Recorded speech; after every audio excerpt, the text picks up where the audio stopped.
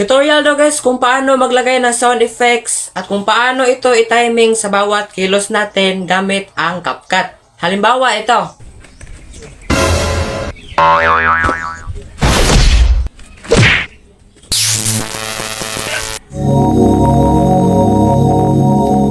So ngayon, ituturo ko sa inyo kung paano ko to ginawa.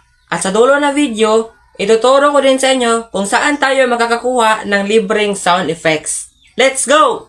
So para malagyan ng sound effect ang video natin, pindutin natin ang audio sa baba. Tapos kapag yung sound effect na na-save nyo is naka-MP3 siya, like walang video, yung sound lang, yung na-save nyo sa file manager, pindutin natin itong sounds. Pag pindot sa sounds, punta kayo dito sa folder na logo, ito. Pag pindot nyo dyan, punta tayo sa from device. Tapos yung sound effects na na-save nyo sa file manager, dito nyo makikita. So dahil yung video ko is parang nagugulat, itong suspense sound effect yung i-add ko.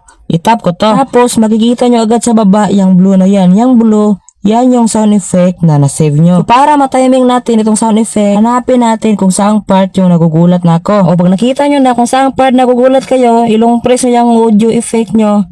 Tapos itapat nyo dyan kung saang part yung nagugulat na kayo. O pag natapat nyo na, i-play natin na, pakinggan nyo. Pakinggan nyo ha.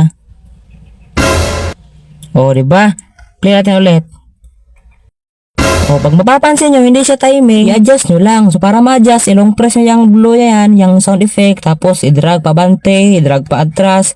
Basta kayo na bahala mag-drag, basta ma-adjust siya, ma-timing lang.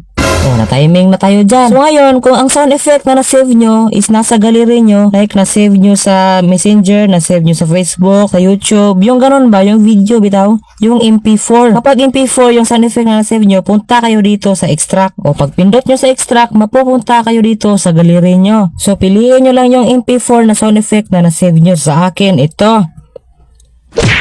O, i-add ko to.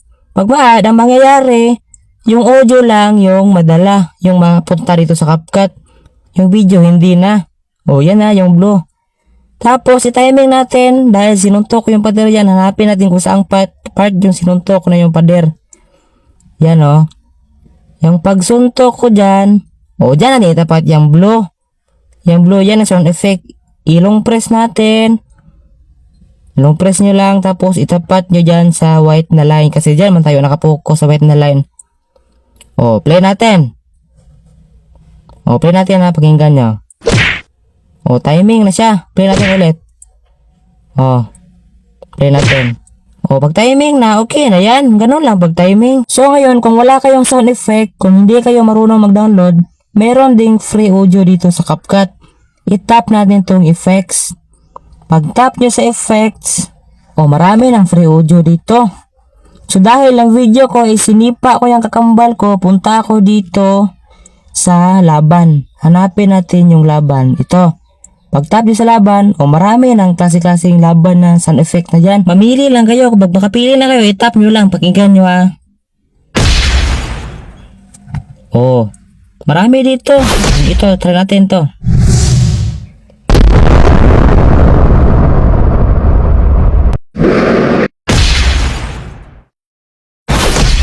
So, pag makapili na kayo dyan, i-tap nyo yung add, yung plus. Pag ma-add nyo, ayan na, yung blue na sa baba. I-timing na lang, ganon lang din pag-timing. O, diba? Play natin ulit.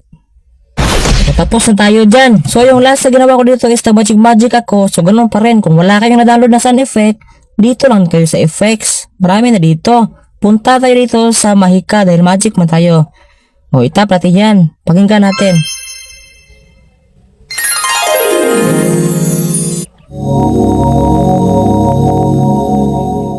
O diba, marami dito. So, pag makapili na ko dito, i-tap nyo yung add na sa gilid.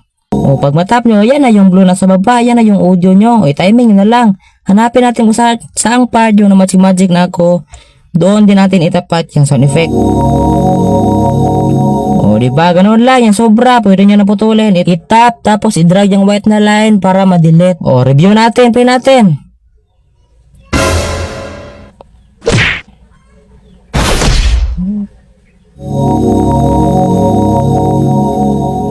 O O, diba? Ganun lang paglagay ng sound effects sa mga video natin. Tapos, kung pag-timing, ganun lang. I-long press, i-drag, ganun lang pag-timing. So, yun lang. Sana nasundan yung tutorial ko, guys. Alam kong kaya nyo yan. Basta sundan nyo lang ng maigi. So kung may natutunan kayo sa video ko guys, ito lang, sapat na.